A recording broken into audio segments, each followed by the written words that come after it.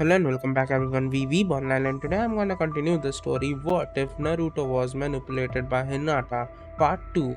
If you enjoyed this video, please give it a big thumbs up, and to watch more videos like this, subscribe to my channel and turn that bell notification on so you never miss an upload. Now wasting no more time, let's begin. I was reading a medical ninjutsu book in a dimly lit room with thousands of books scattered around. A few hours had passed since the Kumo ninja incident.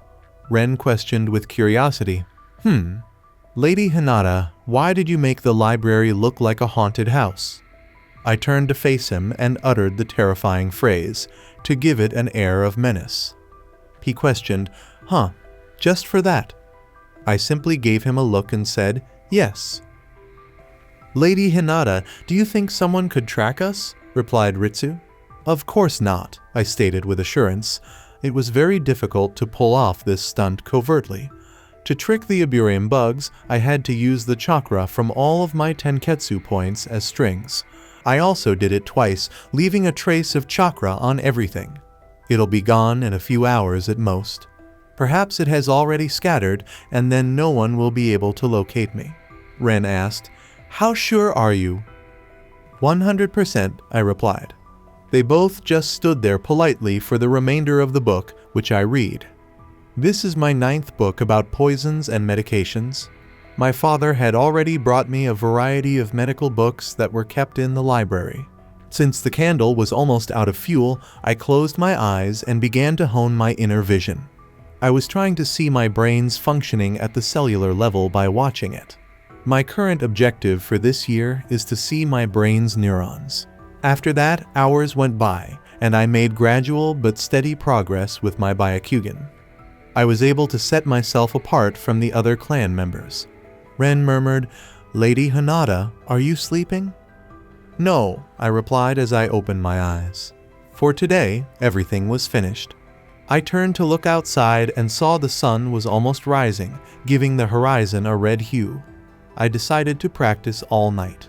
With a smile spreading across my face, I said, Hey Ren, I have a question to ask you. He inquired, What is it, Lady Hinata? What would a dying father write to his newborn son? I asked, chuckling a little. Ren took some time to think before responding, HHHH, let me think, and then he sighed dramatically, I am sorry, my son, for my incompetence. I have to leave you alone in this cruel world. I hope you grow into a fine man and live your life happily. Your dear father. It's nice, but it needed more emotions, I remarked with a laugh. Ren questioned, perplexed, Why are you asking such questions, Lady Hinata? I remarked cryptically, Soon, you will find out very soon, which he didn't comprehend. Ren gave me a nod and remained silent. I then asked Ritsu, What do you think of Genjutsu? While glancing at her. Nothing, he responded right away. My eyebrows went up and I said, Explain. You see, Lady Hinata, Genjutsu is useless against the Byakugan. We can see the foreign chakra in our pathways and disperse it in an instant. That's why Uchiha are always jealous of us. We can disperse their Sharingan's Genjutsu before it even affects us. They couldn't copy our fighting style. Without the Byakugan, it's useless. As for ninjutsu, we can dismantle all of their jutsu, he told me. That's why there hasn't been a fight for decades between the two clans, Ren continued. Curious, I said, Do you know their eyes could evolve to the next stage? Ritsu said, The Mangekyo, so you have read about them. I gave him a nod. Many of the books in the library, which was closed to the public, mentioned the Mangekyo Sharingan. Well, I am already aware of it. Do you know, Lady Hinata, the Byakugan could also evolve to the next stage, far superior to the Mangekyo, Ritsu replied. I was taken aback this time. Your father mentioned it once, but he said it's only a myth. No one had awakened it in the entirety of the Hyuga clan, said Ritsu. Is he discussing Tenseigan or something else I'm not aware of? I considered. I questioned, Did he mention how it looked? This time Ren responded, saying, The same question I asked, but he said he didn't know any details about it. I see. But I believe you could awaken it, Lady Hinata, Ren replied. Oh, he believes in me without question. I'll do everything in my power to avoid disappointing you, I chuckled. Hey, do you know any non-Hyuga possessing a Byakugan? I replied. I'm not sure, Ren remarked. However, I am aware, said Ao from Mist Village, who had taken one Byakugan from a Hyuga. But that was only ours, so he was not allowed to have it. Thinking about it, Kodamatsukami, the so-called master of Genjutsu, was easily outwitted by a non-Hyuga wielding a stolen Byakugan. Now I know why Uchiha hates us, I laughed to myself. But then there was the infinite Tsukuyomi. I yawned and got up, closing the book and making my way to my parents' room. Crack. The door parted, allowing me to step inside. I laughed and jumped between them while closing my eyes, thinking that I would never be able to catch them red-handed. 2 hours later, I opened my eyes upon catching the tantalizing scent of food in my nose. I was ready and seated at the dining table in 30 minutes. My father said, "My princess, did you sleep well?" I said, "Yes, father," as I bit into an apple that was on the table among numerous other fruits and foods. I smiled and said, "Big brother, you look like something happened to you." He gave me a glare. A hazy handprint was visible on his cheek. I believe Uncle caught him. Sadly, Neji. Hee, I laughed. How could he have predicted that a Byakugan user would pretend to be asleep while slinking out of the house with his younger sister? But even if he was killed, I was positive he would never tell anyone about our little adventure. "Uncle, what happened to Neji? Why is he so quiet?" I asked naively as I turned to face my uncle. "My dear niece, I am happy that you're not like this insolent brat. He sneaked out from his room without telling me," he stated. My father said, "Why are you being so hard on him? He's just a kid." We were in the midst of eating, and poor Neji was chowing down silently. "You don't understand, brother. If we don't stop their mischievous behavior right now, they will cause problems in the future," he said while staring at Neji. My father said, "You are putting too much restriction on them." "You're overindulging them," my mother scowled at me and remarked. I lowered my gaze silently and began to eat. Now they are both ready for training. "What do you think, brother?" my uncle said after they had been talking for a while. I was thinking the same. "So, are you going to train them, or should I?" replied my dad. "They have the highest potential in our clan, and we can't waste it," my uncle said, nodding at my father. "We both are going to train them." "Then it is settled. From today, you brats will be training with me," said my uncle. Neji's eyes gleamed at the mention of my training. Now is the right moment. I'm so tired of waiting. After that, it was agreed that my father would train us for 3 days, followed by my uncle for 3 days and the remaining day for the rest. Neji and I were in front of my uncle, dressed in our training uniforms, a black kimono with a red sash around it. My uncle remarked, "Now you two attack me with everything you've got." Neji and I jumped at him right away. He easily parried my blow, and Neji materialized behind him, trying to parry him. But my uncle turned around in an instant, grabbed his hand, and threw him to the ground. "Ah!" Neji spat out a few spit. I turned to see my uncle standing in front of me. I rolled around on the ground like a doll after his kick went straight into my stomach. "Ah!" I made a painful grunt. It hurts like the dickens. When I attempted to get up, he was already behind me. I was sent flying back to my starting point by another kick to the back. My shoulder struck the ground first, followed by the rest of my body. My bones felt like they were going to break. Neji, meantime, was taking a similar thrashing. "Is that all you've got, you so-called geniuses of the clan?" laughed he. He raised his hand and materialized in front of us. Gra, as if our eyes were going to burst open. For us, the gentle fist was anything but gentle. "Observe your pitiful appearance," he remarked, emerging from behind us. We had not yet come to earth. Once more, he seized both of our legs and propelled us to the floor. Ah! My mouth let out another painful grunt, and I could taste my blood. He mercilessly beat us for 2 hours straight without making any sense. Without interfering, my father and a few other elders were observing from the sidelines. This amounted to child abuse only, but I didn't complain about it, nor did Neji. I could see that half of my tenketsu were blocked with my eyes. My hand stayed where it was when I attempted to lift it. I was about to force them open with my chakra. He said, "This is enough for today. Someone take them to the infirmary," and then he vanished, leaving the two of us by ourselves. "Big brother, why is your left eye purple?" I inquired. He answered, "Lil sis, why can't you lift your left arm?" "You're becoming smart." With a "I am learning from you," he answered. "That's my brother," I affirmed. Before us, two members materialized, hoisting us up to the medical center. An elderly woman smiled kindly at us. Her words, "So, how was your first day of training, young geniuses?" came as she began bandaging our bumps. I remarked cynically, "It was so good that I wish I received such treatment on a daily basis." The elderly woman said kindly, "Don't be like this, young miss. It's for your own good." I was lost in my thoughts and didn't say anything to her. It's time for the orphanage to expel Naruto, and Hiruzen will soon approach him. I need to take action to take his mind off of me. He'll definitely invite my dad to meet him so he can see how I'm doing. They don't have any evidence that it was done by any Hyuga, but I'm not delusional enough to think they don't suspect anything. Things are getting interesting. I had a slight cold feeling. I turned to look outside.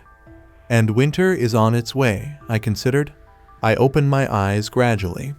I realized that I was still in the infirmary when I looked around. I examined my physique.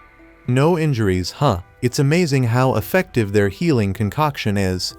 Neji was still sleeping next to me as far as I could tell. I lifted a hand, directed my chakra to my palm, and focused intently. A ball of water began to materialize.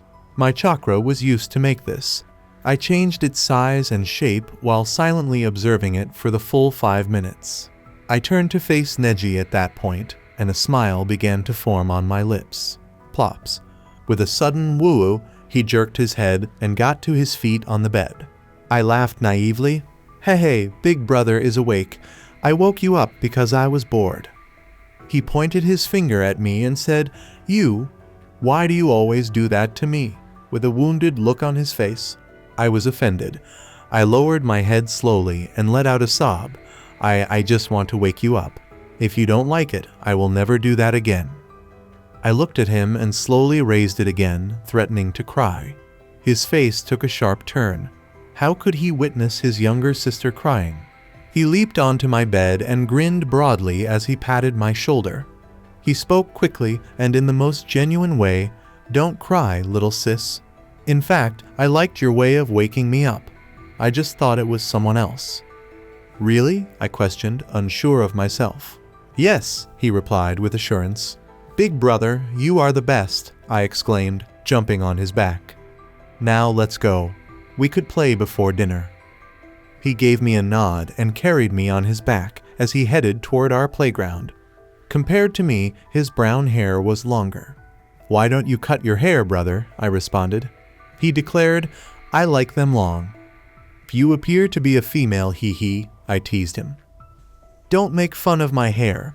I will look cool when I grow up, and all cool people have long hair," was his naive justification. I exclaimed, "Oh, so if you want to be cool, then I want to be cool." Adding with gusto, "We both will be the coolest," he stated. "To become cool, we have to be the strongest. Even if we do something wrong, people will think that was cool," I whispered to him. "Yes, we will become the strongest," he declared, and his eyes were burning brightly. "You are too easy, my dear brother," I said, grinning at him. We soon arrived at the playground, where he placed me gently on the ground. He said, "Now, what should we play?" "Let's spar," I said, taking out 2 kunai that I had just removed with the aid of a chakra string from a passing training ground. I threw 1 kunai in his direction, and he caught it with ease. I needed to replicate a lot of hand-to-hand combat maneuvers, and my older brother would be the ideal partner for dummy training. He turned to face the kunai he was holding. It might sever us, he expressed concern. I gave him a sly smile and said, we just need to be careful. But I stopped him before he could get going.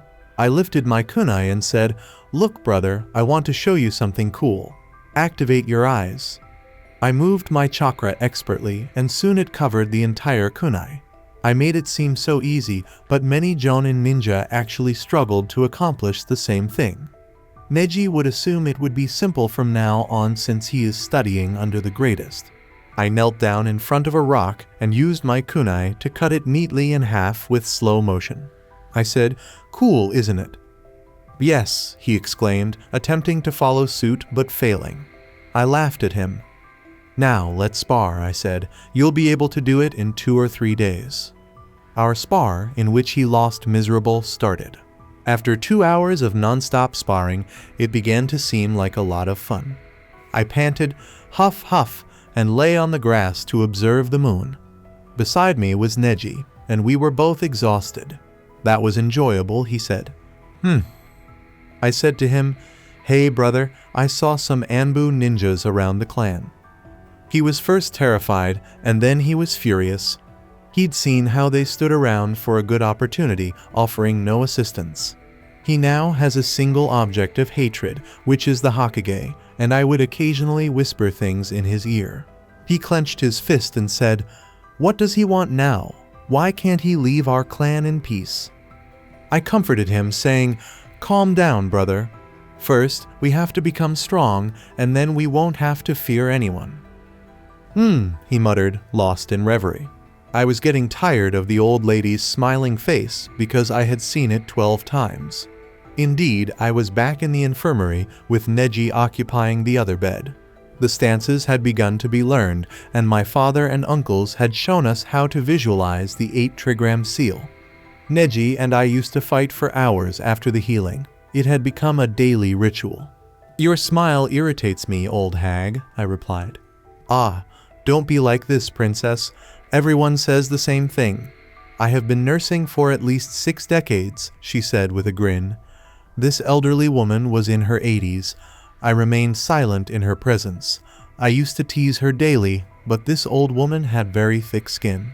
Though not for me, today was a rest day.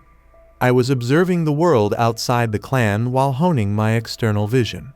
Behind me, in the shadows, stood Ren and Ritsu.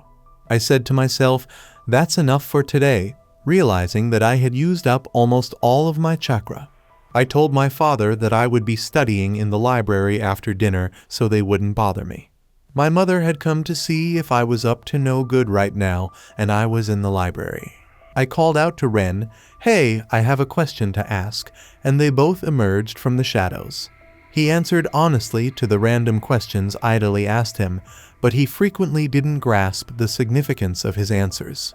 Imagine a boy who was locked inside a cage by his own clan and wasn't treated as one of their own because they feared his abilities.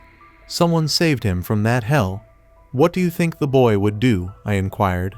After a minute of contemplation on both sides' parts, Ren answered, he will always be loyal, faithful, and indebted to that person. Yes, that's correct, I laughed. Lady Hinata, why haven't you eaten your food yet? It's the middle of the night, Ritsu replied. I grinned and said, this is not for me, taking a look at the tiffin box. He asked excitedly, oh, so we are going to meet that boy.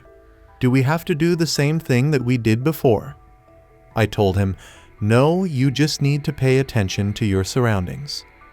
They both gave me a nod. Let's go. The orphanage was 200 meters away from where we were. Everyone, with the exception of one, was asleep. At this hour of the night, neither Anbu nor Root were keeping an eye on the orphanage. It had taken us nearly 60 minutes to get 2 Anbu to nod off. I gazed at the same rock that had once brought us together. The low temperature and chilly winds were causing him to shiver a little as he sat there.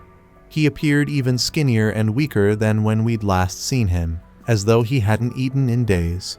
Ren muttered, poor boy. I silently slipped up behind Naruto and whispered softly in his ear, did you miss me? The moment he felt my hot breath tickle his ear, he leaped forward with alarm. With a broad smile, he exclaimed, "Hinata-chan," and I could tell he was truly happy. I asked kindly, "Were you waiting for me?"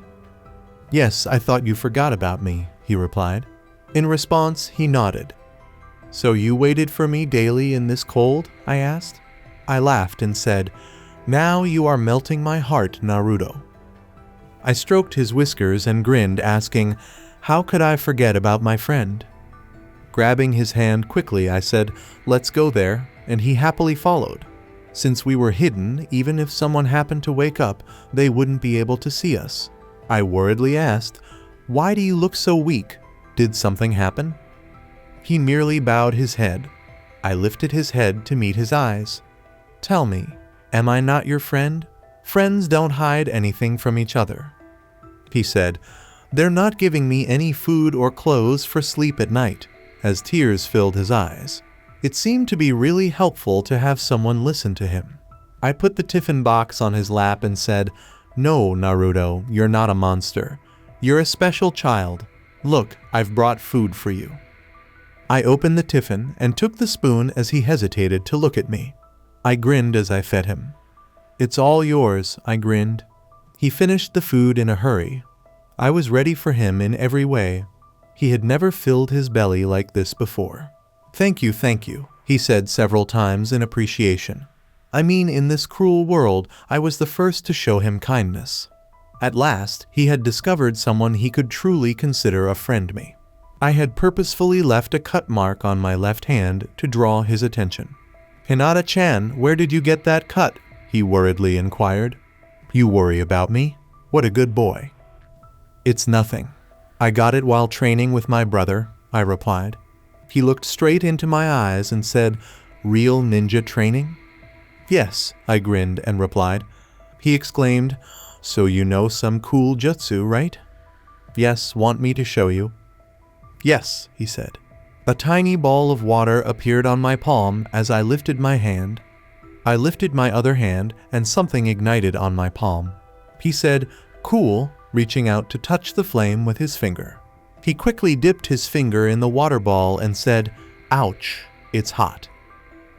"Hee hee," I chuckled. With a smile, I said, "Do you like it, Naruto?" "Yes." I asked him, "Do you want me to teach you?" He questioned, "Can you really teach me?" He had learned nothing from anyone. The caregiver forbade him from learning even the basics of reading or writing. I saw him, and he was going to be the strongest man alive. "But Naruto-kun, you have to beat 3 more people this time. This time, it won't be simple." Naruto wasn't stupid, I knew that.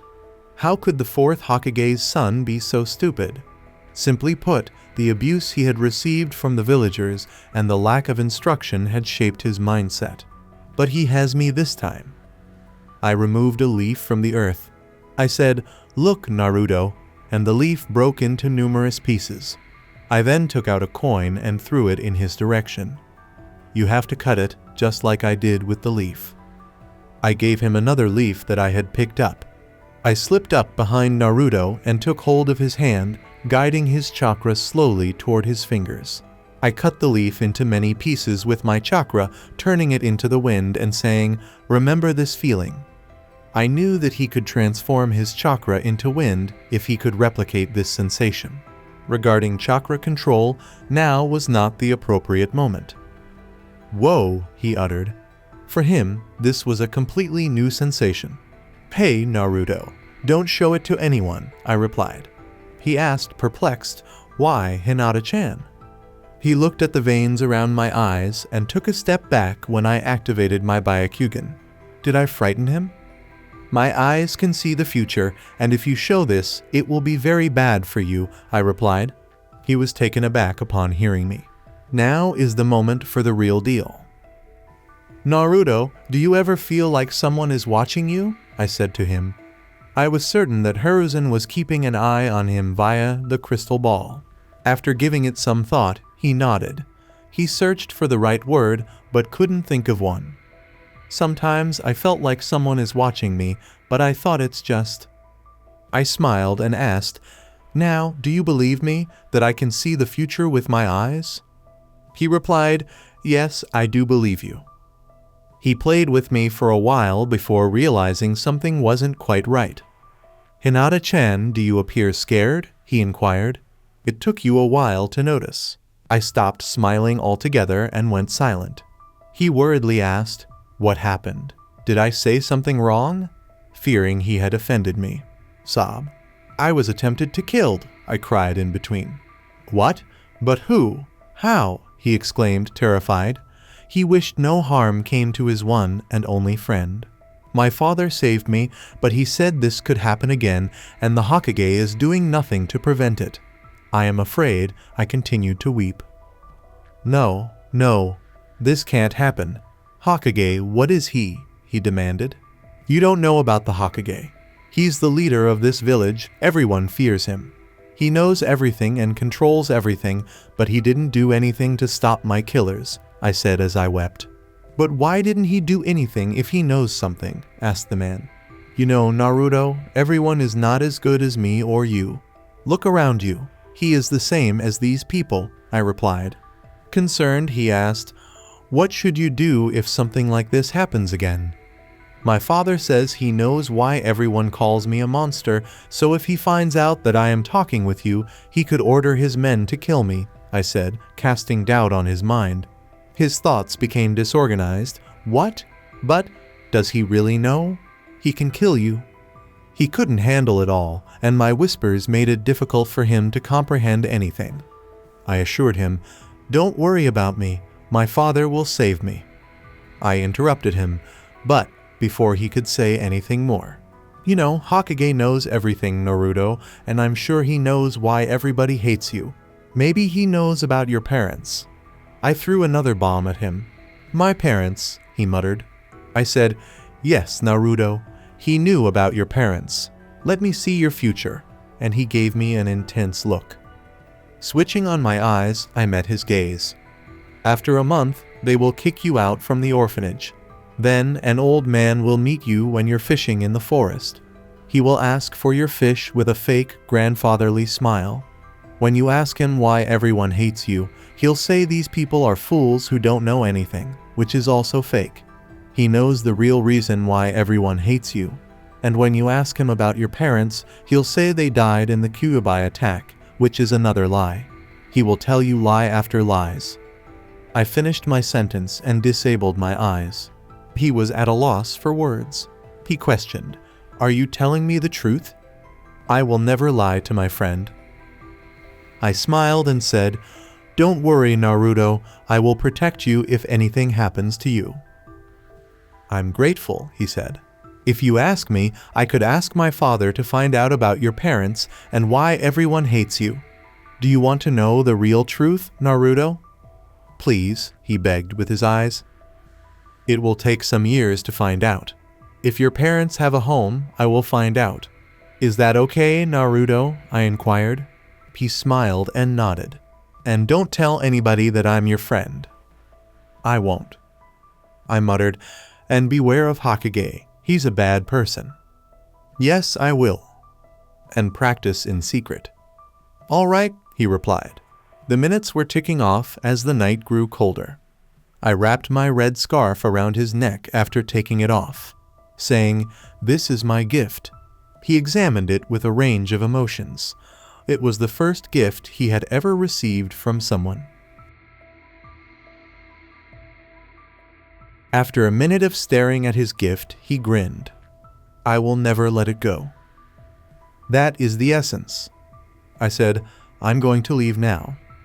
He was sad and wanted to spend more time with me, so he asked, this early? Next time, I will bring something for you, I replied. With disappointment, he nodded. I said, bye-bye, Naruto. See you soon, and turned to leave. He did nothing more than watch my figure vanish. He was holding his scarf tight around his neck with his hands. This smells so good, just like her, he said with a small smile. Ren inquired, how was it, Lady Hinata?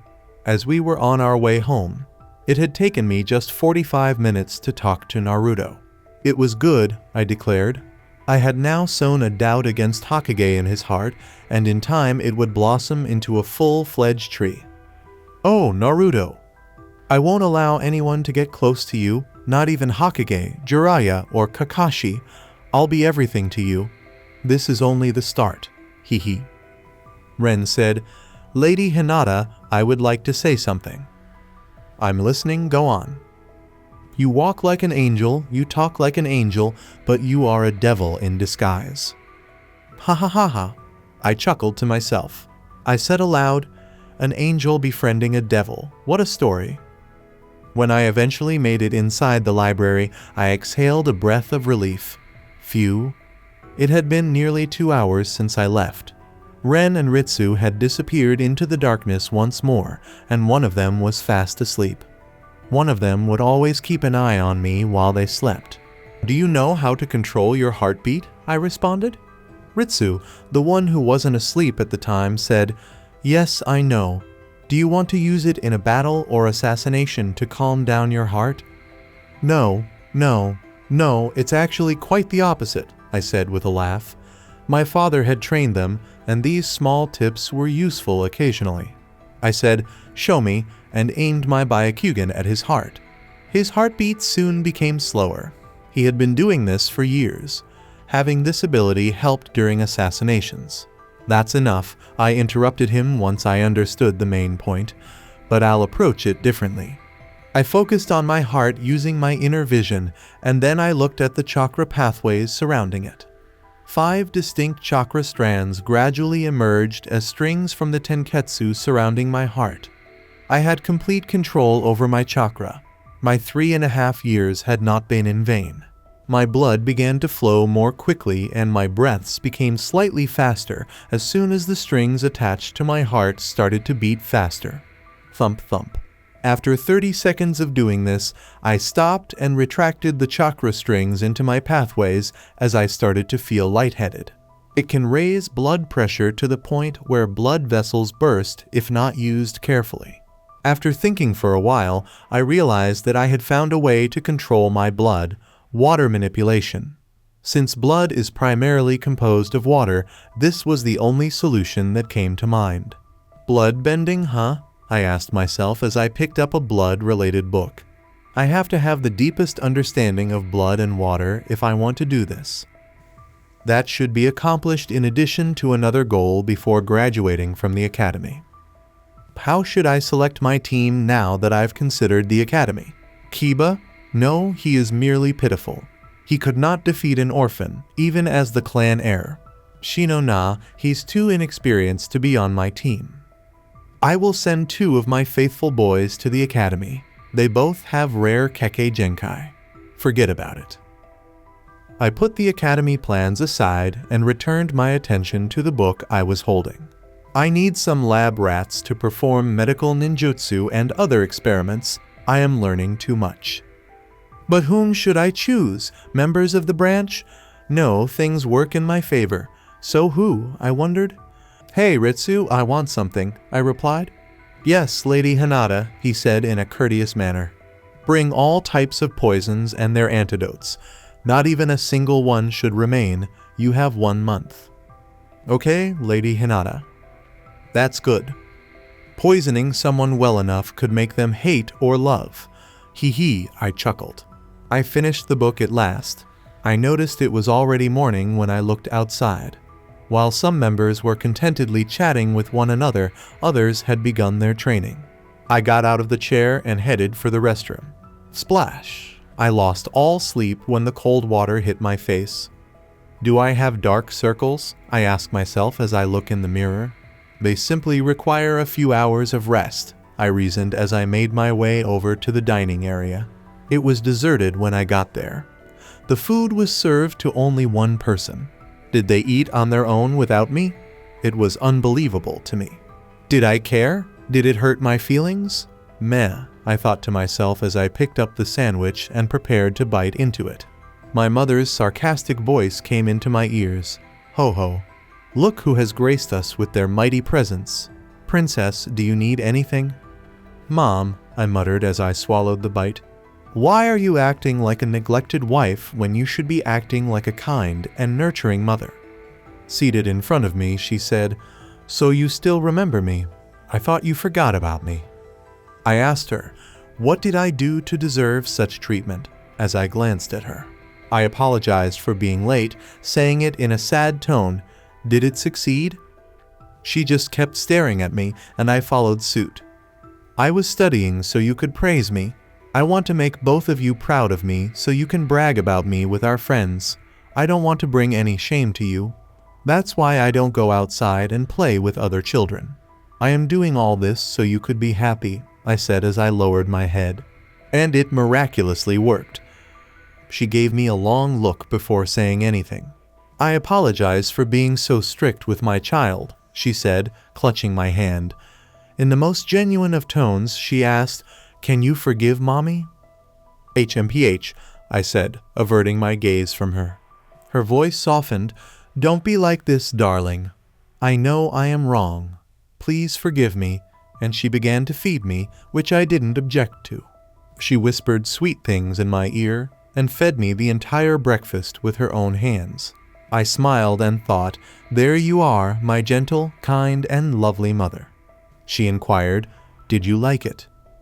You are the best mommy, I smiled and gave her a cheek kiss as I nodded. She kissed my cheeks again and said, there you are, my baby. Her daughter held great significance to her. She was well behaved and didn't cause any trouble for her, but occasionally she would act too irrationally, smashing mirrors and doing other things. She was very accommodating. She resembled an angel in that she was far too innocent and pure. I met Naruto more than half a month ago, and it has been more than a month since the Kumo incident. I was reading another book right now, and no, it's noon, not the night before.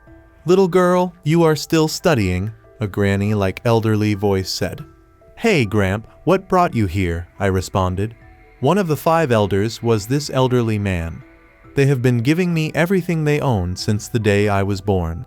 Occasionally, they engaged in games with me and gave me tours of the village. They would even occasionally give me money behind my father's back. They began teaching me politics, management, and manipulation because they saw how talented and potential I was, even though I was already light years ahead of them in these areas. They were, in essence, a group of overly protective grandfathers. I now know how young masters are created. They are born with the ability to get what they want, and when something goes against their wishes, they act like whiners. He sat beside me and said, so, how's your chakra control training going? I grinned and said, it's good as always. I want to show you something cool, old man. He laughed and said, I'm already surprised by your growth. You can't surprise me anymore, little girl. I lifted my hand and my fingers began to shoot out 5 strings. Then they started to get tangled up in one another. They began to take shape like sewing threads, and before I knew it, a mask that resembled my mother's face materialized in my hand, a solitary thread fastened to my finger. I said, so, what do you think, old man? I could be regarded as a master manipulator of chakras. Excellent, excellent, he clapped in response. After that, I covered my face with the mask and the tenketsu that was attached to it. I asked, noticing the surprise in his eyes, so, how is it? If I hadn't seen you with my own eyes, I would believe you were your mother, said the man. It's perfect for disguise. Only a Byakugan could see through it, said him. Of course, old man, nobody could detect it. Only after your chakra is exhausted, the mask will crumble. Even if you're in front of the Hokage, he couldn't see through it, I laughed. I removed my mask and gave him a look. I said to him, so, why are you here? He spoke in a serious tone. I am here to inform you that the Hokage wants to meet you and your father. I asked, do you know anything about it? Setting down the book. I don't know, but you have to be careful. Nothing good comes after meeting that old fox, he replied. Don't reveal anything about yourself, or he will try to brainwash you with his grandfatherly smile. He's been doing it for years, grabbing young talents and making them loyal only to him, he said. I know, Gramps. Hee. You don't have to worry about me, I grinned. So, when does he want to meet? I asked. In 1 hour, he said. Okay, I will be ready, I said. Be careful, he said one last time before walking away. Hokage, huh? Let's see how good you are. I was standing in front of my father. Are you ready? He asked. I nodded to him, and he looked slightly nervous. I raised my 2 fingers, and a chakra scalpel appeared on my finger. I started poking my body, closing my tenketsu points. There were 2 ways to block them. One was horizontally, and the other was vertically. In the gentle fist, horizontal blocking was used, which disrupted the flow of chakra. But vertical blocking was different. It also closed the tenketsu, but didn't disrupt the flow of chakra. Instead, it blocked it from leaking out from the body. That's the technique Hyugas used when they had to go outside the village without being noticed by the barrier. My father looked at me for a minute before commenting, I almost forgot that you are smart. Now let's go, I said, and I grabbed his finger, leading him outside the clan. People respected my father a lot, which could be used to benefit me. Soon, the Hokage building started to come into view just beneath the mountain. The security was very high, with Anbu ninja and Jonin patrolling around the Hokage tower.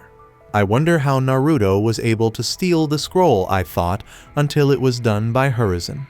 As soon as we entered the Hokage tower, many eyes locked on me.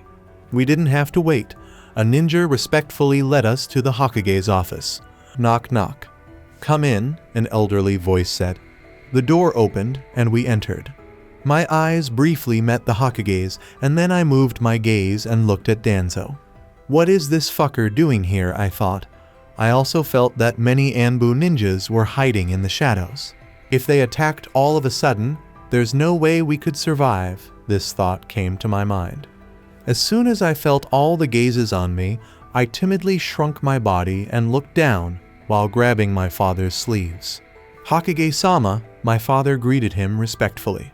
Hayashi, how have you been? Hiruzen said. I am fine. Why have you summoned me? My father asked. Hiruzen laughed a bit. It's nothing. I heard your daughter is a new genius, so I just want to see her, he lied. There was no way he knew about it. My father squinted his eyes at him for a brief moment. Oh, you have heard wrong, Hokage-sama. She is nothing like this, he said, and I lowered my head even more in shame. Haha, don't be harsh, Hayashi. She is just a child. What is your name, little girl? He asked me with the most sincere smile, a love even my mother couldn't match. I slowly raised my head. H. Hinata H. Hyuga, I said while stuttering. What a sweet name, he praised.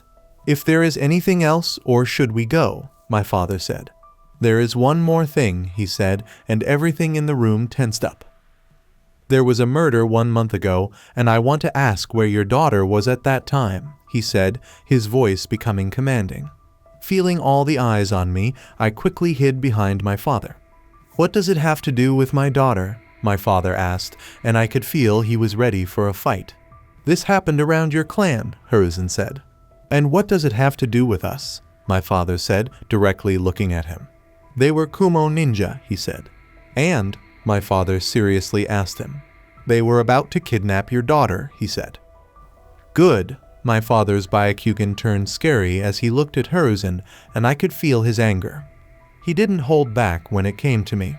Are you telling me that enemy ninjas were roaming in our village and you did nothing to stop them? And now you're telling me they were about to kidnap my daughter. What is the meaning of this, Hokage-sama? My father asked in anger. He was not dumb enough to believe in his lie. It's time to act. I am not saying, I am just asking where your daughter was at that time, he asked calmly. My father was on his last straw. She never goes outside the clan without anyone guarding her. You can confirm, my father said. Hiruzen then looked at me. I was silently crying. Where were you at that time, little girl? He asked with the same smile. Father, I didn't do anything. I always play with B brother Neji. Then why is he saying something like this? I don't want to be here. Let's go home. I grabbed my father's hand and tried to pull him out of the room. I hope this answers your question, Hokage-sama. And by the way, she hadn't even started to train. She couldn't even kill a bug, my father said. Hiruzen nodded in satisfaction when he saw my pathetic and cowering side. "You can go now," he said. I looked at him with fearful eyes for the last time and exited the door. From the corner of my eye, I could see a bug fly off from my shoulder. "So what do you think, Danzo?" Hiruzen asked his friend. Danzo thought for a moment while his face remained the same. "I think old age is getting to you, Hiruzen. She is just pathetic, even for a Hyuga," he said and walked away from his office. He wanted to confirm his suspicion, but what he met with was disappointment. He had bigger things to do, like framing the Uchihas and getting their Sharingan. Two of the most promising Uchihas were in his grasp, and he would use them to his benefit. 2 more years, and there will be no Uchiha, he thought while walking towards his root base. But it's not like he didn't gain anything. Now he knew Hayashi loved his daughter, and he would use it to exploit him later. But first, he had to deal with the Uchihas. "So, how was it?" Hiruzen asked, and Shibai came out from the shadows with a bug on his finger. He thought for a while. Hayashi was telling the truth. I could only feel a vague amount of chakra leaking out from her. She hasn't even started her training, and this is an entirely different chakra signature from what we felt that night. Shibai told Hiruzen the truth. He didn't find anything suspicious about the little girl. "Are you sure about it?" Hiruzen asked. "Yes, Hokage-sama," Shibai said with full confidence. He trusted his bugs more than anything else, and he knew they didn't lie. "Okay, you can go." After Shibai was gone, Hiruzen looked at Shikaku. "So, did you find anything suspicious about her?" "Now I have 2 opinions," Shikaku said. "Do tell." "First is that she has nothing to do with this, or second, she is extremely talented at deception," he said. "No, I don't think so. Her heartbeat was normal as it should be. It was going up and down with every sentence we spoke. This is how a child should behave," Hokage said. "Don't you find her too perfect? Her facial expression, her heartbeat, even her body language was perfect," Shikaku said. He had a feeling they had missed something important. "You are thinking too much, Shikaku. How many children do you think at her age could do the things we are blaming her for?" Hiruzen asked. "There is no one," he said.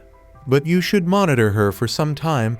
Maybe we could find some clues," he advised him. "Okay," Hiruzen said. "Do you believe me, father?" I asked my father. "Of course, princess," my father said with a smile. "You don't have to worry about anything," he reassured me. "It's time to plant another seed." "Father, don't you feel he is lying about something?" I asked. "Oh, so you also noticed," he said. "He was expecting you to know the truth," I said. "But this was my first time hearing this," he said. Hokage knew everything from the beginning.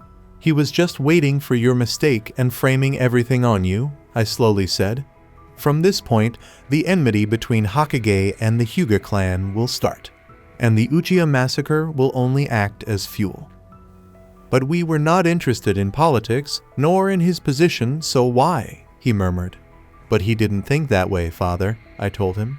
Tilting my head, I looked at the Hokage's office where Shikaku and Hiruzen were talking. If he meddles in my way one more time, I won't hesitate to make Shikamaru fatherless.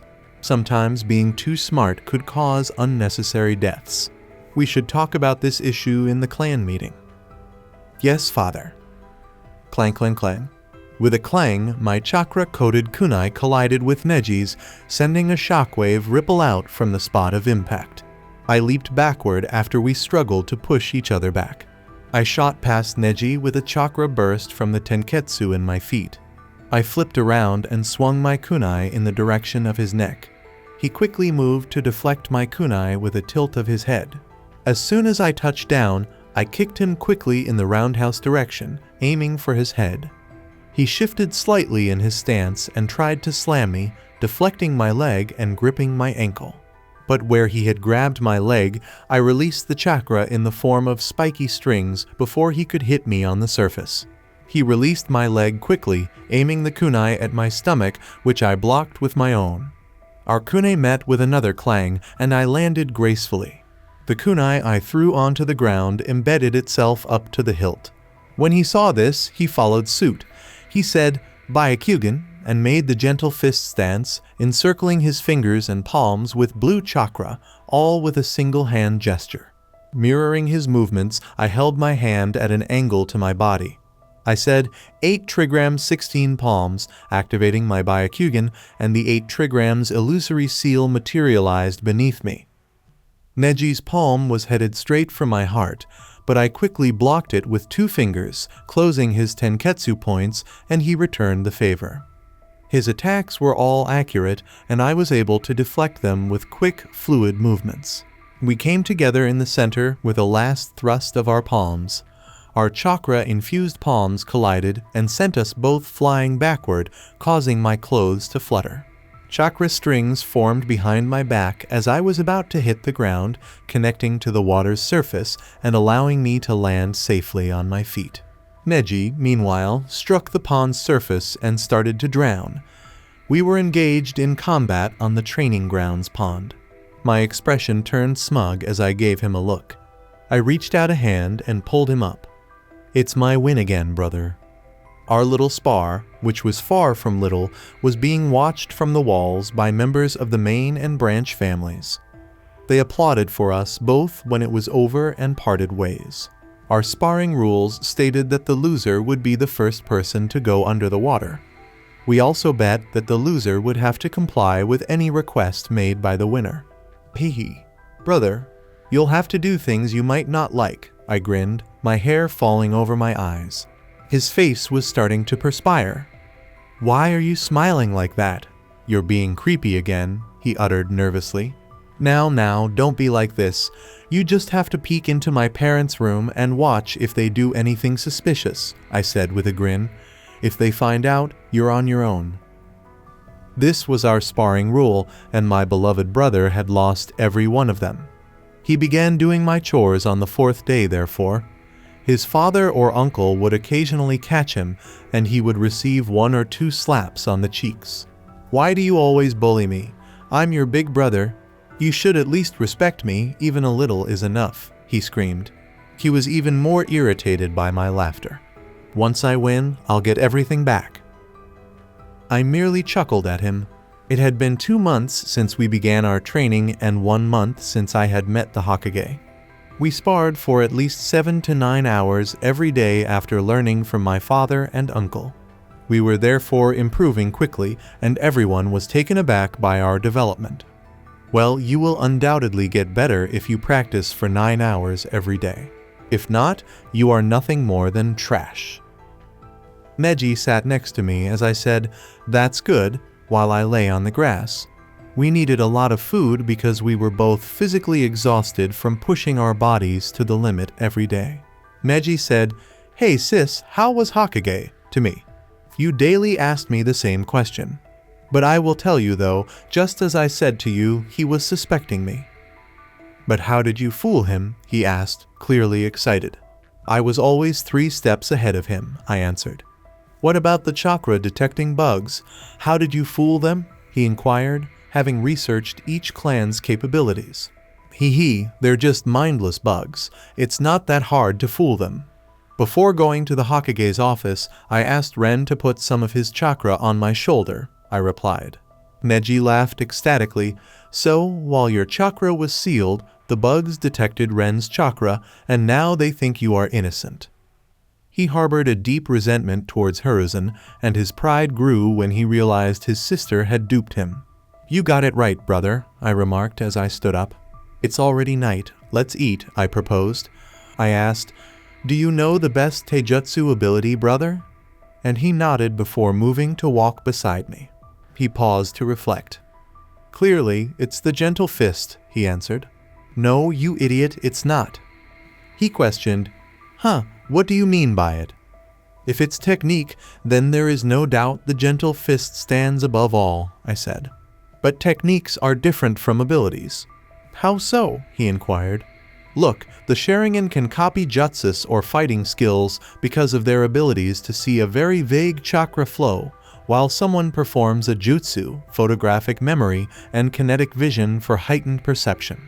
However, the genjutsu of Sharingan varies among individuals." The Byakugan possesses a wide range of hidden abilities, some of which include X-ray vision, 360-degree vision, and the capacity to see and manipulate chakra. I questioned him. But the gentle fist is a skill now you understand. Yes. We have the best skills in Taijutsu. Have you ever wondered if we also have the best Taijutsu ability? I whispered to him. He declared, "We will be unbeatable." "That's my bro," I grinned in response. He inquired eagerly, "And what is the best Taijutsu ability?" "It's called Shikatsumiyaku." A few days prior, thud. A boy's small figure was tossed aside. There was a loud thud as his small, skinny body struck the ground. The poor boy received no mercy from the thrower. It was a wonder his bones didn't break from the blow. As if she had just thrown away a piece of trash, the orphanage caretaker spoke with contempt, "Don't you ever show your face here." Without saying anything to her, Naruto just stared at the ground. There were some wet stains on the ground, clearly falling from his eyes. In exactly 1 month, as his friend had predicted, he would be expelled from the orphanage. However, he had secretly hoped it wasn't true. He was without a place to stay in this cold weather, food in the morning, and company. He had nothing. Here he was, sobbing on the ground on the last day of the month. Without a word to her, he got up and quietly wiped away his tears before turning to leave. His body was shivering from the cold, and he was rubbing his hands. "Maybe people in the village don't know me, so it should be fine," he thought to himself. However, as soon as he started to move through the streets, people began to avoid him. For some reason, he could hear whispers coming from a distance. He started to think, "Why am I being called like this? Am I really a demon fox?" Perhaps people were correct. However, he recalled his lone companion who had declared he wasn't a monster. He was a special child, and special people were always feared by bad people. They simply detested them because they were unable to be unique like them. These were the astute words of his friend. Growl. His stomach rumbled as he strolled aimlessly. He placed his hand over his stomach to muffle the sounds because he hadn't eaten since yesterday. However, he moved in the direction of a fruit store when his hunger got too great and hoped that someone could assist him. He then grinned broadly. But the shopkeeper's face contorted with contempt and anger when he saw him. He grabbed a fruit and threw it at Naruto, striking him in the forehead when he saw that he was examining the fruits. "Stay away from my shop. I don't want my shop to be cursed," he yelled. Naruto took the apple and bolted from the scene. Their hurtful words were the last thing he wanted to hear. As night fell on the village, he was standing in an alley, holding a piece of cardboard he had taken out of the trash can. This could be sufficient for rest, he contemplated. He encircled his ears and nose with the red scarf. "I hope we can play together," he said with a warm smile as he thought back to their wonderful time together. And days began to go by in an instant. The villagers continued to treat him badly, with people avoiding him and shopkeepers giving him nothing. Even he was unsure of how he survived. He couldn't find the person who was watching him, but sometimes he felt like someone was. But he picked up some leaves and attempted to cut them after he was certain that no one else was around. It was very difficult at first, but he didn't want to let his friend down. He would show her and get more knowledge from her when they later met. He was pleased that he could cut the leaf, even though he couldn't cut it into as many pieces as she could. This small gesture took his mind off the looks and murmurs from the villagers. He was only concerned with cutting the metal coin. He was thinking about her all the time, exactly as she had requested. Everything had gone as she had planned. He didn't realize how far he had come. He was getting stronger every day and could manipulate elements without using any hand signals. The big bad fox was sleeping in his stomach, so chakra exhaustion was not an issue for him. He attempted to use his wind-style jutsu to cut the coin for the better part of the day, or about 15 hours. He was doing this even though his hand was in his pocket. Even though she wasn't physically there, she was giving him power. She would eventually teach him the true cutting jutsu. It was only a matter of time. He thought, smiling, "Oh, I remember now. She told me about the forest and fishes. I won't have to beg from anyone," and hurried into the forest. With the coin in one hand and a fishing rod in the other, he was perched on a rock. After sitting for hours and getting no results, he exclaimed in frustration, "Why can't I catch them?" A fish was hooked after a few more minutes, and he exclaimed, "Finally." Only 4 more fish had been caught by him in more than 3 hours. He muttered as he attempted to light the wood, "It would be easy to roast these fishes if she had taught me that flame jutsu." "This roasted fish smells good," declared Naruto. It took him a moment to realize what had happened when he heard, "Can I sit with you, child?" as he was ready to take his first bite. He then turned to face the elderly man, who was grinning warmly at him as though he were his own grandson. "His smile will be fake," she said, echoing in Naruto's thoughts. As he fixed his attention on the man, he couldn't help but feel uneasy. Still, he gave a nod. Taking a seat across from Naruto, Hiruzen gazed at him with a perpetually grandfatherly smile. With his body tensing up, Naruto asked, "So who are you, old man?" He was aware that everyone feared this man, who was known as the Hokage. He might kill his friend if he learned about him. Hiruzen pointed to the fish and said, "Ha ha, don't be so scared, kid. I'm just an old man. Can I have one?" Though in the end Naruto nodded, he still refused to give up his food. He grew more afraid the longer he spent with the elderly man. Another falsehood, Naruto pondered. Although Hiruzen didn't know Naruto, Naruto was familiar with him. With his eyes searching him, Hiruzen questioned, "What were you doing in the middle of the forest? It's dangerous for a child like you to venture into the forest." Given that Naruto was the son of the 4th Hokage, he didn't want him to perish.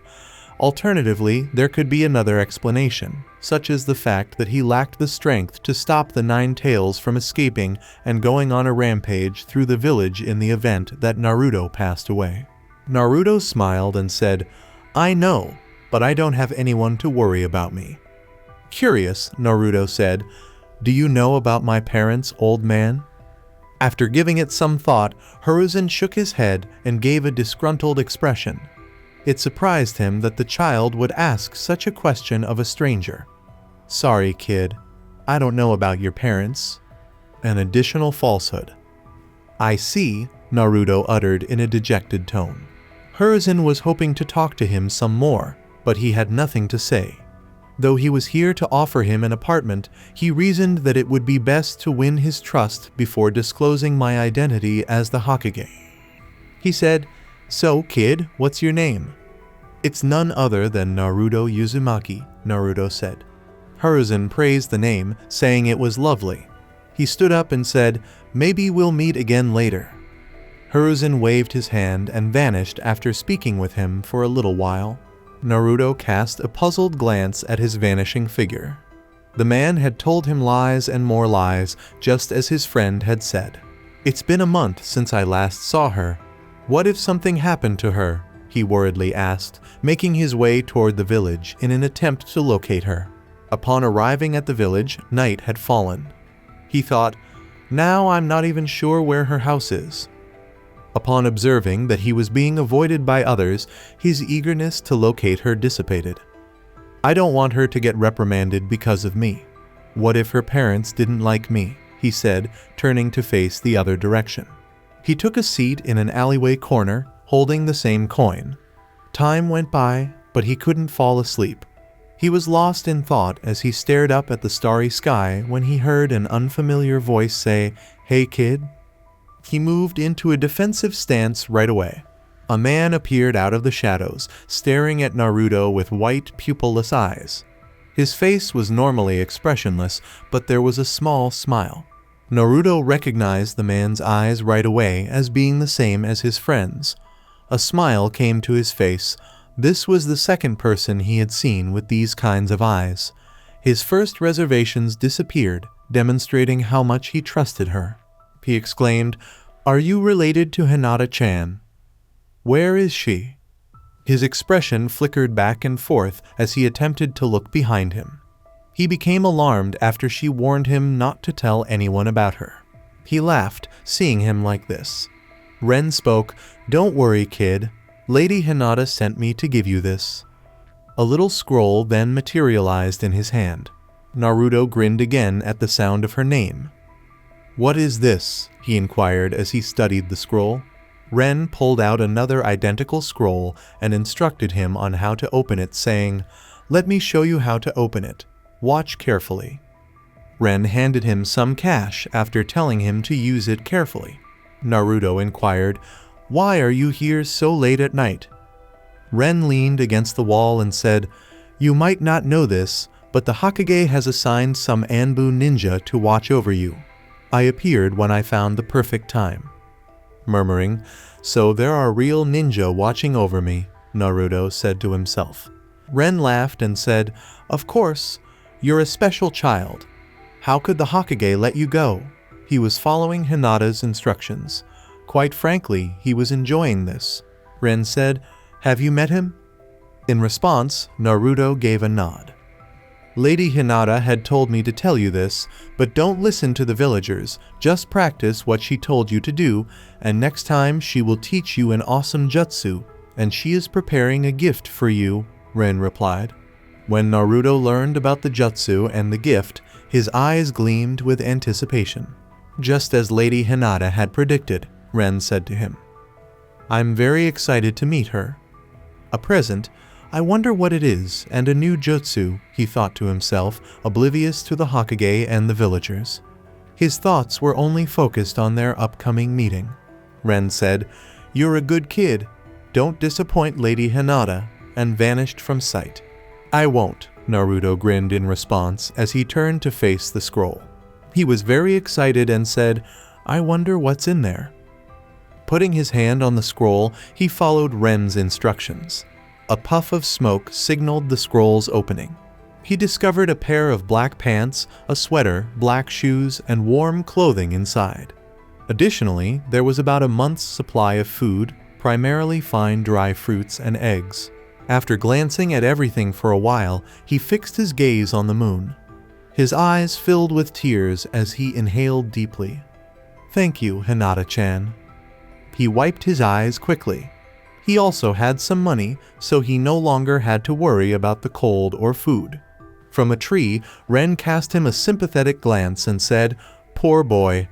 It's a good thing that Lady Hinata met you, or you would have become a political and broken tool for the village." Before vanishing from sight, a kunai coated in chakra swept past my throat. I bowed my body with such extreme agility that Neji was sent flying back, his body repeatedly hitting the water's surface with a quick kick to the abdomen. Although the kick appeared extremely delicate, it had a tremendous impact. When he struck the surface, ripples appeared. With a smile on his face, he stood up and wiped a trail of blood from his mouth. Then, as he began to gradually submerge under the water, his smile persisted. The reason was that although I was still standing on the water while he was sinking, my condition was not any better than his. Every time it was a pure taijutsu battle, I emerged victorious because I made better use of my chakra. However, my physical limitations were the thing preventing me from moving forward. Neji was a year older than me, and I was still only 3.5 years old. He looked like he was 6, and I looked like I was 5, but we didn't look that young because of the rigorous training. He said, "Don't get cocky, sister, just because you win," as he emerged from the pond. "Oh, look who's talking. First, win at least one spar, then you'll have the right to speak. Until then, be a good brother," I grinned. "Dream on, brother." I could see the fire in his eyes, the fire to surpass me. "You can never be better than me." Night has already fallen. Since noon, Neji had been training, and she was physically and mentally spent. In my case, the only thing that could drain my chakra while doing shinjutsu or internal vision was my Byakugan. I was therefore not at half, but physical tiredness was a different story. I said to him, "Let's go," and he nodded. I was in the hot water-filled tub. I said aloud, "I have to leave the village at least for a month." Ritsu had been sent to gather information about the item I was interested in. When it came to explaining why he didn't start to suspect that I knew things I hadn't even seen, there was one sentence that would have convinced everyone. After all, my eyes can see the future. I laughed as I took a shower. Now the problem was, how should I convince my father and elders? Should I show them the power of my Byakugan? Potential, talent, willpower, perseverance, and strength are important in the clan after all, and I had demonstrated all of these to them. Should I take all the main house in my bag, or wait for a few more years? I relaxed my body and thought, what should I do? Which method should I use? His Wayne still hadn't given Naruto the apartment. The boy was still on the streets, I was thinking. Fortunately, though, he was neither cold nor hungry. I am generous to the people I care about, I thought. I will meet him. It's been many days since I saw him. I dried my hair and put on some traditional white clothing after getting out of the tub. It's been a while, so should I do that? I asked myself as I looked in the mirror. Break. The mirror chipped but held together. Now that I have more control over it, I wonder how painful it will be to break someone's bones. Heh. I made my way from the restroom to the dining room table. My father proudly smiled and said, "How's your training going, princess?" He grinned back at me. "I am progressing, father." He inquired of Neji, "And how's your Neji?" Neji chuckled a little. I still couldn't win. "Be at ease, young man. Victory is inevitable," my dad reassured him. My mother interrupted, looking annoyed. "Can't you talk about that stuff at the dining table?" He smiled and said, Fine. By the way, the food is very delicious." My mom grinned broadly. I simply gazed at her. "Mother, you are so easy."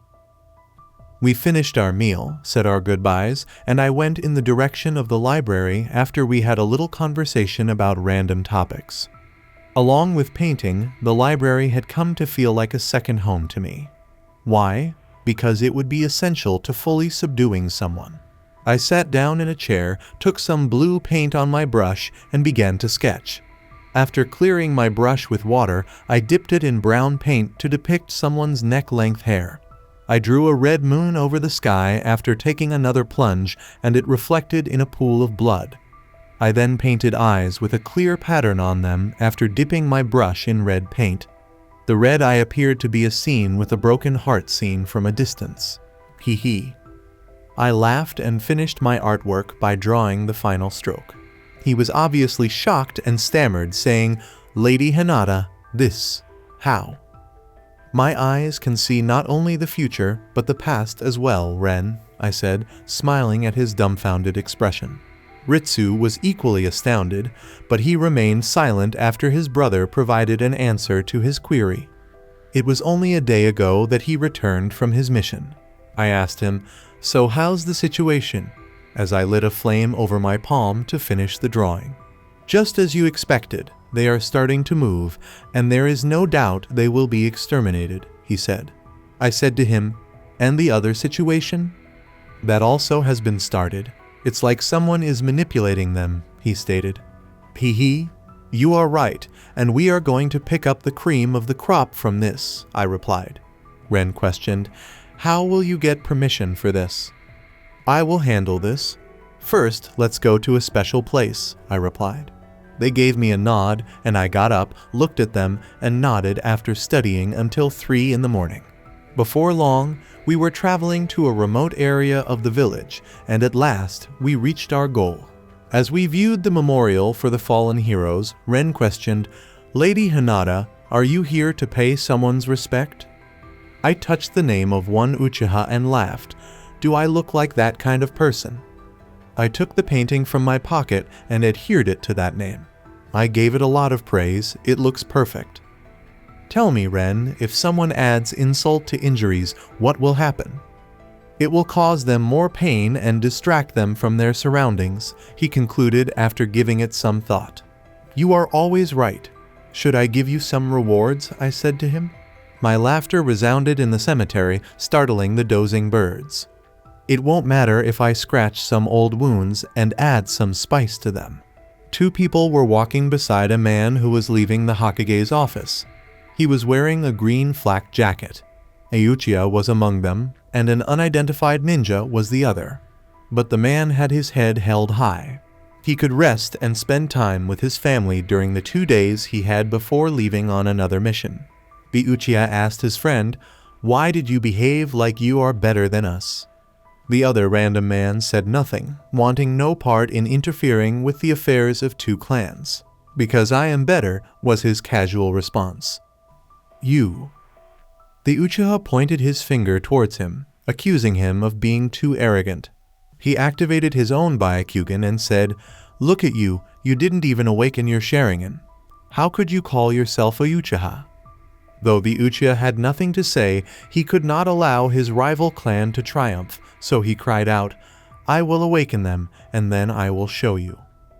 He laughed and said, "Haha, I am waiting for that day, Isamu." Although he didn't intend to be conceited, he was born with this haughtiness. The third team member remarked, "So what are we going to do in 2 days? If we want, we could hang out." The Hyuga man grinned and said, "I will spend my time with my wife. Who wants to hang out with losers like you?" "Me too. You're not the only one with a wife, Ranmaru," the Uchiha said, leaving the third teammate defeated. Ranmaru spoke with them for a while before making his way to his clan. He had a family, a reliable source of income, and a normal life as a Jonin. The clan gave him more money every year in addition to the money he received from missions. Before long, he was at his house, ringing the doorbell. A smile came to his lips when he heard footsteps. With a smile, his wife said, "Welcome home." He did not last long though, because she said, "The main house wanted to see you in the meeting room."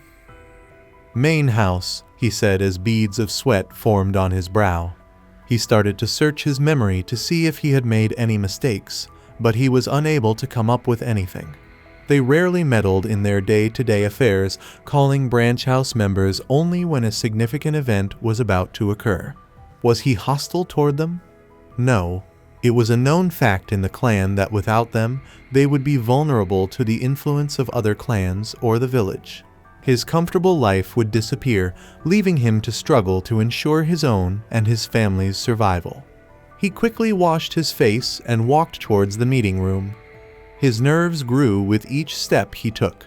After giving him a quick glance, the 2 meeting room guards opened the gate. One of them said, "Go in, they are waiting for you."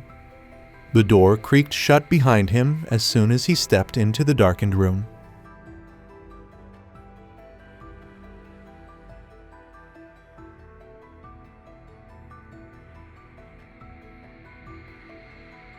He pondered, "I wonder if I could become their personal bodyguard." These guards were granted numerous special rights, including living with the main house and receiving training from them. The next clan head was seated across from him when he turned to face the clan head seated on the other side of the table. One of his favorite pastimes was watching her daily skirmishes with her brother. The clan head had forbade him from disclosing this information, but he still wanted to boast that their clan was home to monsters, such as the cursed Uchiha who constantly boast about Itachi, Shisui, and Sasuke. The table was rectangular in shape, with 2 elders on one side and 3 on the other. Hinata was seated across from her father, and the clan chief was in the front. It was evident from their expressions that they had engaged in a heated argument just moments before. The water glasses were cracked, and there were some cracks in the table. "I just wanted to get out of this room." He fell to one knee and said, "Clan head, you called me, with respect." "Yes," Hayashi replied, gesturing for him to get up. "Tell us what mission Hokage gave you," Hinata said again, her white eyes cutting right through his. His head lowered as he felt uneasy looking back into her eyes. He knew it was against the village rules. No one was allowed to disclose mission details to anyone. The Hokage would have him put to death for treason if he discovered. But the clan head was the most important person to the clan members. "We are going to escort a group of merchants to the land of hot springs in 2 days with my 2 other teammates. The merchant group contains 3 carriages and 5 people." He explained every aspect of his assignment. With a smile, Hinata said, "Didn't I tell you, father, it will be easy this way?" To which Hayashi could only sigh. Her gaze landed on him. She lifted her hand, and a plethora of chakra strings that looked like silk began to materialize, interlacing to form a mask. After calling him to come before her, she covered his face with the mask. The mask felt like it was second skin to his face. From now on, you are dead in Hokage's eyes. This will be your new identity, and worry not about anything. Just serve in the clan, and your soon-to-be-born child will be trained as a new bodyguard for the main house, she declared, determining his fate in a matter of seconds. Yes, Lady Hinata, he respectfully bowed. He was happy, to be honest. He was free to live a happy life without having to embark on perilous missions, and the future looked bright for his child. The main house seemed very generous to him. Not everyone desired to travel and put their lives in danger. He was one of those people who just wanted to live happily. Not everyone had the hero syndrome to save the princess. You are dismissed, Hayashi said, and he left with a new identity. When Hinata lifted her hand once more, a brand new mask, exactly the same one as the man who had just left, began to materialize in her palm. She said, "Ritsu, come," putting the mask over his face to change him into the new Ranmaru. She said, "You will be the one going on the mission," and all he could do was nod. Why go to such lengths? If you want to go outside the village, you can go with the elders, Hayashi spoke. Numerous topics were covered in this meeting, including the Kumo incident, the Hokage's suspicion of Hinata, their desire to weaken their clan, and many other topics. As one of the wise elders nodded to Hinata, "You are not seeing the big picture, Hayashi. Have you thought about a mission where only a Hyuga dies and his teammates escape safely? What will people think?" another elder replied. "Now I get it," Hayashi said after thinking about the whole scenario. They held their meeting for a while longer. "Mom, I'm going outside to play today," I remarked as I straightened my clothes. She smiled and said, "Are you sure? You never go outside. Want me to accompany you?" I packed a lot of food and said, "No, Mother, those two are with me, so there won't be any problem. I'll come back before night and maybe I could make some friends. I want to visit my Naruto and teach him new things before I leave for at least a month. I can't push him to that point, can I?" My mother began to lecture me on how to make friends, which I completely ignored. Don't say mean words to your new friends. Always smile at them. Don't let them feel uncomfortable around you. And yes, don't break their toys if they have any. "Yes, Mother, I will do as you say," I said excitedly. "That's my girl," she declared, sending me out the clan gates with a big hug. I turned on my Byakugan as soon as I left the clan and scanned a square kilometer of ground. As soon as I said, "There they are," I smiled, mirroring my mother's words. Ren and Ritsu were in the shadows. I had told them not to come out. I grinned broadly and headed for the park where the majority of the kids were playing together. I focused my gaze on a corner where 4 kids were having fun. So, they had learned about the trio from their parents. "Oh, and she also met her," I said to them as I turned to face them. I looked at the blonde girl. "See, can I play with you?" I said in a shy voice. "Of course, you can play with us. My name is Ino Yamanaka," she said, giving me a brief moment to look at her. Saying, "Thank you," I spoke. She addressed them, saying, "Shikamaru Choji, introduce yourself to our new friend." "Hello, this is Choji. My name is Shikamaru," he said, gesturing to the boy who was eating. "And this is Sakura," Ino stated, presenting the girl with pink hair. I also said, "My name is Hinata," and started to fidget with my fingers. "I haven't seen you before," Shikamaru asked. "Actually, this is my first time being outside of my home. My mother always encourages me to go outside, but she doesn't let me." "Oh, I see," uttered by him. We soon found ourselves playing with snowballs and some toys they had brought, and after they warmed up to me, we were happily chatting for half an hour. "Let's spice it up. This is boring," I thought to myself as I grabbed a snowball and gave Sakura a forehead smack. I laughed at her and said, "Haha, you should have dodged that." She got up quickly and attempted to do the same, but I easily avoided her. Haha, you can't even hit me, I laughed as I threw a snowball at Ino's face. Haha, you're not different from your friend. She attempted to do the same thing again, and I stopped her attempt with my hand. The snowball was thrown at her again, striking her face. She yelled, "You hit me in the face," and she got upset. I took hold of another snowball, struck Choji in the face, and took his chips, saying, "So what, wanna cry?" He yelled, "Hey, give me my chips back," and rushed in my direction. I said, "Catch me if you can," as I was munching on his potato chips, which greatly enraged him. I smirked and said, "Haha, why are you so fat? Girls don't like fat boys," which infuriated him even more. I also unintentionally stepped on Sakura's toy. Snap. With a cracking sound, it broke. I said in a tone that was by no means apologetic, "Oops, sorry for that." Sakura screamed, "You broke my toy," and she charged me, her fist poised to strike.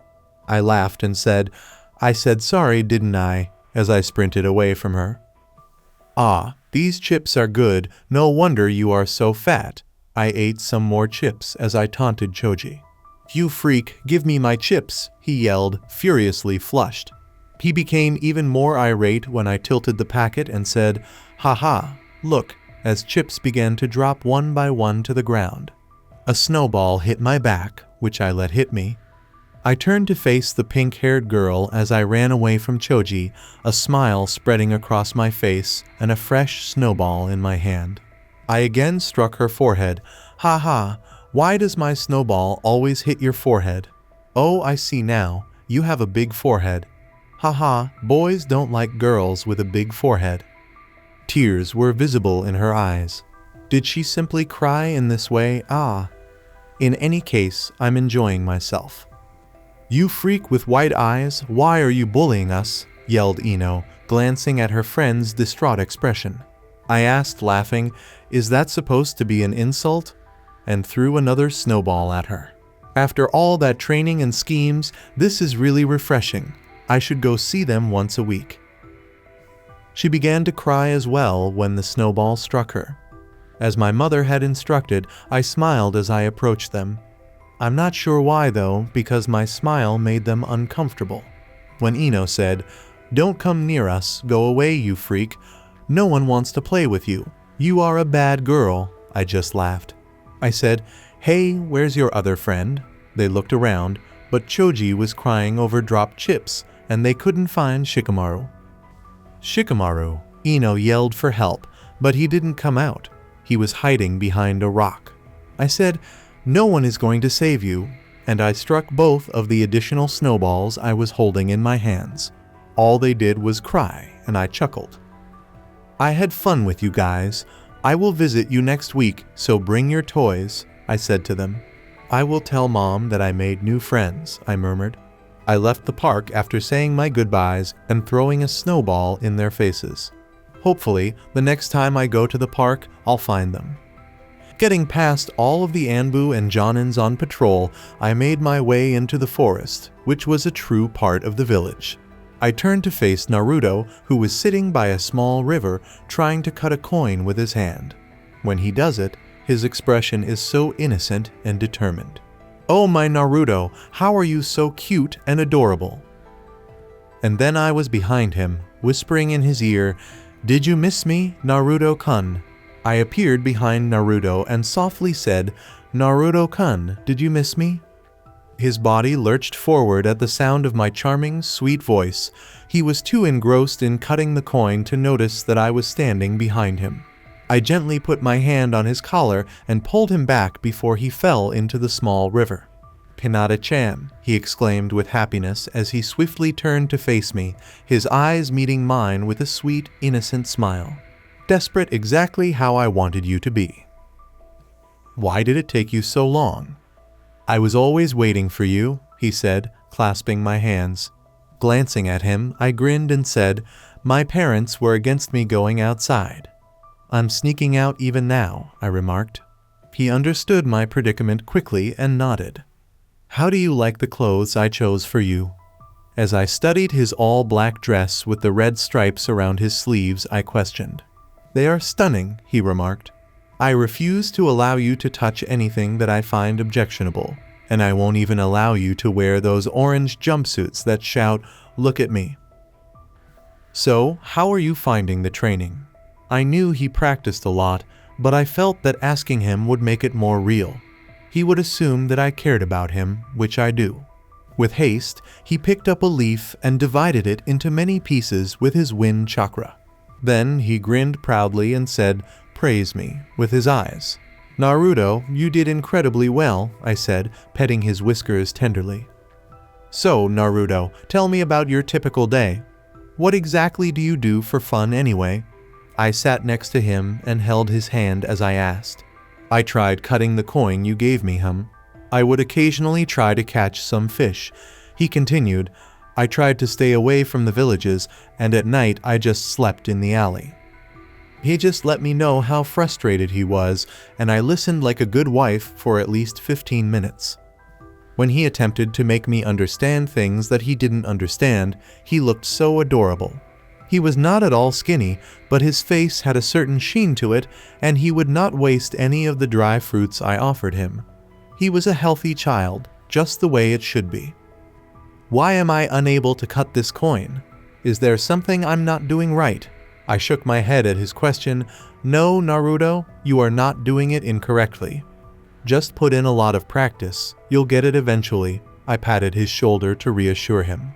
Naruto, is there anything you need? I questioned him. You have given me more than anyone, he said after a brief period of silence and a more nuanced expression. His voice grew sorrowful. I can't ask you for something without giving you something back. You don't have to give me anything back. Everything that is yours is mine, said the silly little fox. You are my friend, and friends share everything with each other, so yeah, you're mine, cough. In the future, you can repay me, I said with a smile. You're doing this, but why? He continued to express doubt in his heart, saying, Nobody talks to me or gives me anything. I gave it some thinking as to how I should respond to him. I was drawn to your whiskers the first time I saw you. I then saw those older kids picking on you. I couldn't resist coming up with a plan to assist you. You were just a typical kid when I tried to talk to you. However, you struck me as being unique right away. You were just like me, Naruto, alone because you are special. You became my first friend when we played and had dinner together, and I couldn't let my friend fight on his or her own. So, from then on, you have a special place in my heart, I said with a warm smile. I then put my hand on his heart and asked, Do you also have a place for me in your heart? Place? Nah, your whole heart belongs to me. My sincere and sweet talks convinced him completely after I pulled a talk no jutsu on him. Yes, he said shyly and embarrassed. I am glad to hear that, I said, pulling my hand back. So, did the Hokage visit you? I asked him, and his mood changed slightly. My words worked miraculously on him. He came to me 2 times, and every time I asked him about my parents and the villagers, he didn't say anything to me. He just changed the topic every time, and he ate my fish also. He told me everything without hiding anything. See, I told you, he is a very big liar. You are right, Hinata-chan. He even asked me where did I get new clothes, but I didn't tell him anything about you. I just told him that someone put them near me when I was asleep, he said, like a child complaining to his parents. I watched in amusement at his whining. Ren had told him what to say if someone asked him where he got the new clothes. I put my chin between my palms and looked at him with a smile. He looked so cute, just like a fox. Why are you looking at me like this, Hinata-chan? He asked when he felt my gaze. Nothing. Continue. I am listening, I said, to which he nodded and continued rambling, which I patiently heard. His childhood was one of the worst, no one to talk to, no one to take care of him. In a nutshell, he was alone, desperate for attention from others. But this time, his childhood would be one of the best. I am here to take care of his every need, to teach him how to learn and fight, to listen to him, to give him the warmth he needs, to be the only friend he needs. This time, he won't form a dark side. I won't let him. So when the time comes, it won't be hard for him to become a perfect Jinchuriki. If I were in a situation like this, I wonder how I am going to face my good side. I laughed at my wandering thoughts. This time, he won't become an attention seeker. The attention he needs is only from me and me alone. Hinata-chan, you are scaring me, he said, looking into my eyes. Sorry, my little fox. I was just looking at your future, I smiled at him. He didn't say anything in response to me calling him a little fox. On the other hand, he was happy that I called him so sweetly as if it was dripping with honey. So, what did you see? He asked in a curious way. The Hokage will give you an apartment and will try to lure you into his trap. He will encourage you to become Hokage, telling you that he is the strongest. But that's a lie. There are people out there who could kill him in 1 second, I said, planting some more seeds in his head. Who wants to become a Hokage? He huffed. Then he looked at me. Are there people stronger than the Hokage? He asked in a curious way. Of course there are. Do you also want to become as strong as them? I questioned him. Yes, if I'm the strongest, no one will be able to harm you, he said with fire in his eyes. Oh, you're becoming possessive, Naruto-kun. I like it. He still remembered the incident that occurred in the orphanage when I protected him using my body as a shield. If you want to become the strongest, you have to do as I say, I told him. I will do anything you say, Hinata-chan, he exclaimed in determination. That's the spirit, I said and continued, so let me teach you an important lesson of life. He nodded eagerly. I then pointed my finger towards the army of ants that were traveling in a linear line. So what do you think of them? I asked, curious and waiting for his answer. Why should I think of a bunch of ants? He asked in confusion, not understanding why this is related to the life lesson. That's the right answer, Naruto. You should never care about ants, and the people who didn't like you or called you a monster are nothing more than ants. So whenever you see them next time, just think that they are ants, not worthy of a single glance from you, I calmly explained as I gave him an important piece of advice. Did you ever care about an ant you accidentally stepped on? I questioned him. No, I just forgot after some time, he said. Just like you forgot about those ants, you should also forget about those people who said hurtful things to you. Next time when someone says bad things to you, try to ignore them and just think about me. All of their whispers will vanish. I calmly taught the most important thing. He nodded to me with determination. Now that you have received your lessons, let's see how good you are at fighting, I said, standing up and indicating for him to stand opposite to me. Are you really going to teach me how to fight? He asked with stars in his eyes. Yes, Naruto. Now attack with all of your power, I ordered him. He didn't even think about anything, clenched his fists, and ran towards me. I could clearly see hundreds of openings in his stance. When his fist was about to reach me, I gracefully deflected it with my left arm and put my right hand on his chest. Lesson number 2, never rush in a fight without knowing your enemy's strength, I said. Approaching him, I looked into his eyes. He didn't even know what had happened. So next time, never rush towards your enemy, or you might die. If you die, I will be sad. Do you want me to become sad? I inquired. No, I won't, he quickly said. Good. Now, rest for a few minutes, you will be fine. I knew the fox's chakra would heal him in just a few minutes, so I wasn't worried about him. I will make him a fine ninja. I opened a scroll, and a lot of food appeared in front of us. Lifting the spoon, I slowly started to feed him with utmost care. He accepted with a happy smile. How could he not, after all? I was feeding him. After he was healed, I began teaching him some basic taijutsu moves. Time passed quickly, and it was evening. Even though he was exhausted, he remained energetic. This is your gift, I said, pulling out 2 kunai made of chakra metal. Chakra metal was rare, but hey, I am rich. Don't lose them. They are extremely rare and powerful. They will not rust with time, so you can keep them all your life. I knew he would not lose them. These were the gifts he received from his Hinata-chan. I won't lose them, he said, holding them tightly. Now let me teach you a new jutsu, I said, appearing behind him. Just as I did last time, I raised his hand, which held the kunai. Remember this feeling, Naruto? I repeated the same thing. My chakra flowed towards my hand and started to convert into wind chakra, coating the kunai with it and making it extremely sharp. I raised his hands towards the sky and brought them down. The kunai shot through his hand, piercing at least 3 trees like butter. This was just a trick. Anyone can do it with enough chakra control and control over their element. I knew he would get it. It might take him some days. So, how was it? I asked him and pulled the kunai back into my hand. Before releasing it, I had connected a chakra string to it. Awesome, he said, looking at the small holes in the trees. Haha, don't try to do it in public, or you might accidentally kill someone, I said with a laugh, unless you are me. Look, Naruto, you can do anything, like summoning lightning from the sky, making the whole village flood, tearing the earth apart, or creating a hurricane big enough to destroy anything. You just have to use your head. Don't let your mind become polluted by those around you, I said, touching his head.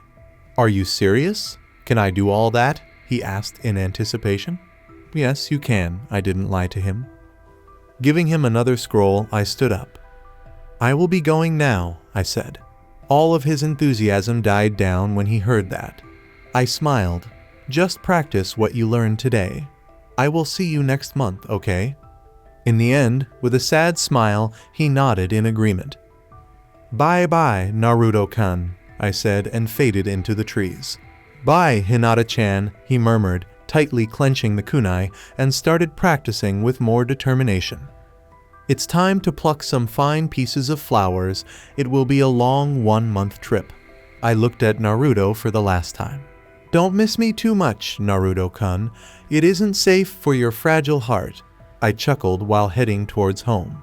I will continue the story in next part. Till then, we weeb offline.